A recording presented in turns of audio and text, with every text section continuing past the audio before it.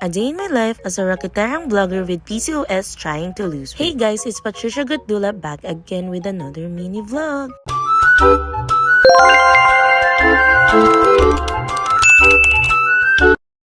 Finally, at nakapag-mini vlog na rin. Grabe, sobrang busy ko. Hindi na ako nakakagawa ng mga racket ko na yan. Puro story time na lang. So, eto, pumasok na nga ang person. Dahil 8 hours ako magla-live today. Anyway, kung nakita nyo nga yung unang video, nagiging plantito at plantita na kami. Ilalagay namin yun sa papagawa naming office. So, dito, flex-flex lang tayo. And eto nga yung baon ko. Singit-singit lang din pag kumakain yarn. Balik alindog na nga tayo dahil lumalaki na naman ang person. So, pagkatapos ko nga mag-live, eto na, naghahanap na naman ng makakainan ang mga person. Dumiretso na kami dito sa Lingnam, ang bago naming paboritong restaurant. So dito, hindi ko rin sinayang ang oras ko. Minake sure ko na marami rin akong magagawa. Sinulat ko na yung mga schedule ko, mga ibang plano, mga ibang content na need gawin, mga bills to pay, and etc.